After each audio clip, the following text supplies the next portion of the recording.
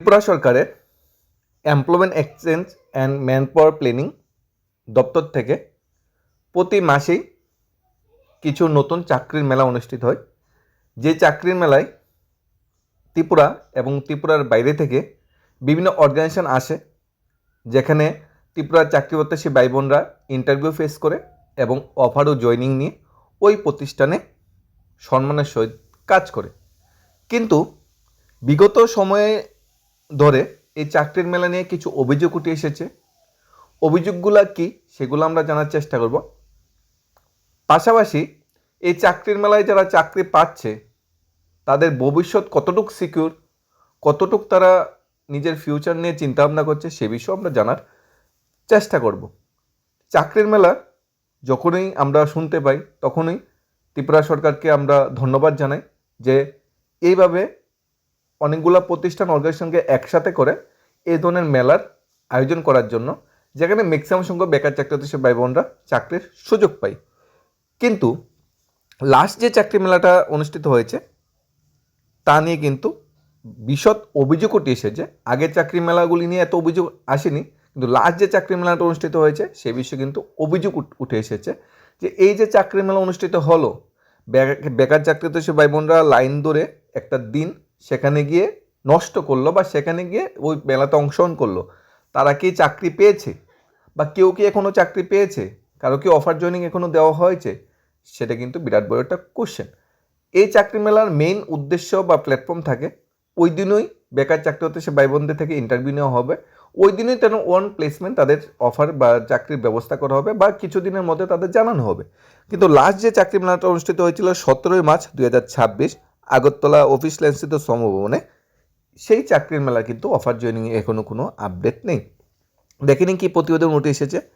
ত্রিপুরায় বেকারত্বের জ্বলন্ত পরিস্থিতির মধ্যে এবার বড়সড় প্রতারণার অভিযোগ উঠল রাজ্য সরকারের employment services and manpower planning দপ্তরের বিরুদ্ধে। চাকরি আসায় হাজার হাজার বেকার যুবক যুবতীকে ডেকে এনে জব ফেয়ারের নামে আশা আলো দেখে শেষ পর্যন্ত তাদের হাতে তুলে দেওয়া হয়েছে চরম হতাশা, এমনই অভিযোগ উঠেছে সংশ্লিষ্ট দপ্তরের বিরুদ্ধে। সরকারি বিজ্ঞাপন অনুযায়ী গত 17 মার্চ 2026 তারিখে আগরতলা অফিসের লেন্সস্থিত শ্রমভবনে employment service and manpower planning দপ্তরের উদ্যোগে একটা রিক্রুটমেন্ট ড্রাইভ আয়োজন করা হয়েছিল। সকাল 11টা থেকে বিকাল 5টা পর্যন্ত এই জব ফেয়ারে 6টি বেসরকারি সংস্থা সর্বমোট 178টি পদের জন্য ইন্টারভিউ প্রক্রিয়া সম্পন্ন করেছিল। ওই জব ফেয়ারে অনস্পট ইন্টারভিউ নেওয়া হবে এবং যোগ্য প্রার্থীদের তাৎক্ষণিকভাবে নিয়োগপত্র প্রদান করার কথা ছিল। চাকরি আসায় রাজ্যে বিভিন্ন প্রান্ত থেকে হাজার হাজার বেকার যুবক যুবতী এই জব ফেয়ারে অংশগ্রহণ করে। কেউ এসেছে দূরবর্তী গ্রাম থেকে, কেউ বা দাঁড় থেকে ভাড়া জোগাড় করে, আবার কেউ পরিবারে আশ্বস্ত করে শেষ সুযোগ হিসেবে উপস্থিত হন শ্রমভবনে। কিন্তু সেই আশায় আলো এক সপ্তাহের মধ্যে পরিণত হয়েছে হতাশার অন্ধকারে। অভিযোগ উঠেছে ইন্টারভিউ প্রক্রিয়া সম্পন্ন হওয়ার এক সপ্তাহ বেশি সময় পেরিয়ে গেলেও এখন পর্যন্ত কাউকে নিয়োগপত্র প্রদান করা হয়নি। কিন্তু বিগত সময় যে চাকরি মেলাটি অনুষ্ঠিত হয়েছিল এর আগে, সেগুলোতে কিন্তু ওই দিনেই অফার জয়নিংয়ের ব্যবস্থা করা হতো, কিন্তু সর্বশেষ যে চাকরি মেলাটি অনুষ্ঠিত হয় সেখানে কিন্তু অনস্পট নিয়োগপত্র দেওয়ার কথা থাকলেও দেওয়া হয়নি। ফলে প্রশ্ন উঠেছে, সরকারি দপ্তরকে ইচ্ছাকৃতভাবে বেকারদের ভুল তথ্য দিয়ে জব ফেয়ারে ডেকেছিল। জব ফেয়ার অংশগ্রহণকারী বহু প্রার্থী খুব উগরে দিয়ে বলেছে এটা জব ফেয়ার নয়, এটা বেকারদের সাথে নির্মম প্রতারণা। চাকরি আসায় আমরা সারাদিন লাইনে দাঁড়িয়ে ইন্টারভিউ দিলাম, বলা হলো পরে জানানো হবে, এখন এক সপ্তাহ পেরিয়ে গেছে, কোনো খবর নেই। বিজ্ঞাপনে যে 6টি সংস্থা অংশগ্রহণ করে তার মধ্যে ছিল Bharat financial inclusion limited, clean city service, Satin credit card limited, Mahavir Medicell private limited, progressive automobile private limited, digi skill engineering and management. এই সংস্থাগুলি এই চাকরি মেলায় অংশগ্রহণ করেছিল। এই সংস্থাগুলি বিভিন্ন পদে 10 থেকে 20,000 টাকা বেতনে লোক নিয়োগ করা হবে বলে এই চাকরির মেলাতে তারা ইন্টারভিউ নিয়েছিল চাকরি প্রার্থীদের কাছ থেকে, যেখানে হাজার হাজার যুবতীরা চাকরি আশায় এসেছে। কিন্তু দেখা গেছে এই যে সুযোগ আদৌ বাস্তব কিনা তা নিয়ে কিন্তু বড় প্রশ্ন উঠেছে। তবে বিগত সময়ে যে চাকরি মেলাটি ত্রিপুরার employment and manpower planning দপ্তর যেটা আছে শ্রম দপ্তর, যে বিগত সময়ে যে চাকরি মেলাটি অনুষ্ঠিত করেছিল ওই চাকরি মেলাকে নিয়ে কিন্তু এমন ধরনের কোনো অভিযোগ আসেনি। বিগত সময়ে চাকরি মেলায় অংশগ্রহণকারী চাকরি প্রার্থীরা কিন্তু যে প্রতিষ্ঠানে চাকরি পেয়েছে সেখানে সম্মানের সহিত চাকরি করছে। তবে এই চাকরি মেলা যে বিজ্ঞাপনটা জারি করা হয়েছিল, বিজ্ঞাপনে কিন্তু ক্লিয়ারলি উল্লেখ করা ছিল সেখানে সরকার কোনোভাবেই দায়ী নয়। শ্রম দপ্তর বা সরকার বা এমপ্লয়মেন্ট ম্যান পাওয়ার প্ল্যানিং দপ্তর শুধু এমপ্লয়ার এবং এমপ্লয়ির মধ্যে যোগ স্থাপন করে চাকরি প্রদান করছে, অর্থাৎ যে সংস্থা চাকরি দিচ্ছে বা যারা চাকরি ইন্টারভিউ বর্তমানে দিচ্ছে, যে বেকার চাকরি দিচ্ছে ভাই বোনা, তাদের দুজনের মধ্যে মধ্যস্থতার কাজ করছে, দুজনের মধ্যে চাকরির আদান প্রদানের মধ্যস্থতা কাজ করছে। এখানে ম্যান পাওয়ার সার্ভিস প্ল্যানিং কোনোভাবেই দায়ী নয়, এবং চাকরি দেবে কি না দেবে সেটা ফুললি ডিপেন্ড করে ওই অর্গানাইজেশন যারা ইন্টারভিউ নিয়েছিল। এখানে ত্রিপুরা সরকার কোনোভাবেই দায়ী নেই, সেখানে কিন্তু যেখানে বিজ্ঞাপনটা পেয়েছিল সেখানে কিন্তু উল্লেখ করা ছিল। তবে যদি ত্রিপুরা সরকারের বিজ্ঞাপন মূলে ত্রিপুরা সরকারের উপর বিশ্বাস করে যদি চাকরির ইন্টারভিউ দিতে এসে যদি চাকরির অফার বা বলছি না সবাই চাকরি অফার পাবে, যে 178খানা পোস্ট ভ্যাকেন্ট ছিল, তারা যদি সবাই যদি বা ওই পোস্টগুলো যদি ফিল আপ করা না হয় বা ওই পোস্টগুলো যদি নিয়োগ না হয়, তাহলে ইন্টারভিউ নেওয়ার মানেটা কি, সেটাই তো কোশ্চেন জাগে।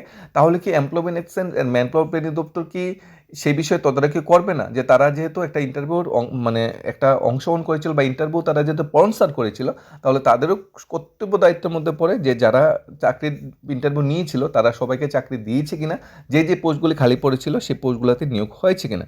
কিন্তু এই অভিযোগ শুধুমাত্র আনুষ্ঠানিকতা বা নিয়োগের উদ্দেশ্য ছিল না। রাজ্যের বেকার যুবতীর একাংশের কিন্তু বক্তব্য, বেকার যুবতী একাংশের কিন্তু এখানে বক্তব্য, সরকারি দপ্তরকে যদি এইভাবে চাকরির নামে প্রহসন করে তাহলে বেকাররা কোথায় যাবে। আমরা অনুরোধ জানাবো যে 17 তারিখ যে ইন্টারভিউ নেওয়া হয়েছিল, সেই ইন্টারভিউতে যারা যারা সাকসেসফুলি কোয়ালিফাই করেছিল তাদের যাতে চাকরি অফার জয়েনিংয়ের ব্যবস্থা করা হয়, তাহলে এই চাকরি মালফের নতুন করা বা বিশ্বাসটা ফিরে আসবে, এবং যারা যারা চাকরি পেয়েছে বা যারা যারা চাকরি পাবে তাদের যাতে নাম লিস্ট অ্যাটলিস্ট ওয়েবসাইটে যাতে প্রকাশ করা হয়, তাহলে কি হবে, সবার মধ্যে একটা পজিটিভ মেসেজ যাবে যে হ্যাঁ এখানে অনেকে চাকরি পেয়েছে। যদি ওয়েবসাইটে বা কোনো বিজ্ঞাপন বা পেপারে যদি এলিজিবল ক্যান্ডিডেট যারা চাকরি হচ্ছে তাদের নাম লিস্ট প্রকাশ না করে, তাহলে সবার মধ্যে কিন্তু এই কনফিউশন থেকে যাবে যে আমাকে ফোন করবে বলেছিল পরে কিন্তু ফোন করা হয়নি, ওকেও ফোন করবে বলেছিল কিন্তু ফোন করা হয়নি। এইভাবে ফোনে না বলে একদম স্বচ্ছতা বৈধ ত্রিপুরা সরকারের যে স্বচ্ছ নিয়োগ নীতি, সেই স্বচ্ছ নিয়োগ নীতি মেনটেন করে ওয়েবসাইটে যদি চাকরির ফলাফলটা প্রকাশ করা হতো বা পেপারে যদি চাকরির ফলাফলটা উল্লেখ করে দেওয়া হতো, তাহলে সবার মধ্যে সেই বিশ্বাসটা জাগতো। হয়তো কিছু জন চাকরি পেয়েছে, ম্যাক্সিমাম সবাই চাকরি পায়নি, তাহলে কিছুজন যে চাকরি পেয়েছে তাদের নাম লিস্টটা প্রকাশ করা হলে যারা চাকরি পেয়ে তাদের মধ্যে একটা পজিটিভ থিঙ্কিং যেত যে তারা হয়তো আমাদের থেকে ভালো ইন্টারভিউ দিচ্ছে, যারা চাকরিটা পেয়েছে।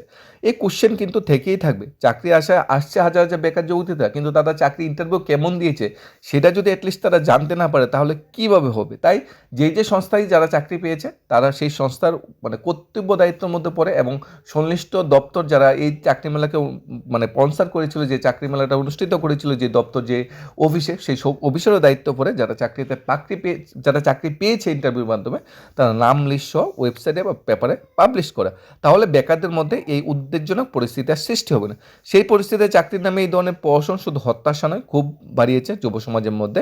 ইন ফিউচার চাকরি মেলা অনুষ্ঠিত হলে মানে সবার প্রতি সে বিশ্বাসটা ফিরে আসবে না, কারণ বিগত সময় চাকরির মেলা অনেকেই চাকরি পায়নি, অনেকেই শূন্যবোধগুলো খালি পড়েছিল, যোগ্য প্রার্থী থাকতেও চাকরি দেওয়া হয়নি। তাই নতুন করে চাকরি মেলা যখন অনুষ্ঠিত হবে মার্চ মাসে বা এপ্রিল মাসে, তখন কিন্তু সবাই কিন্তু সেই বিষয়ে কিন্তু আর নতুন কোনো পজিটিভ বার্তা পাবে না, কারণ বিগত সময়ে যে আমি ইন্টারভিউ দিচ্ছি না, বিগত সময়ে যারা চাকরির প্রসেসে অংশগ্রহণ করেছিল তাদের কি হয়েছে সেটা কিন্তু বিরাট বড় একটা কোশ্চেন থেকেই থাকবে।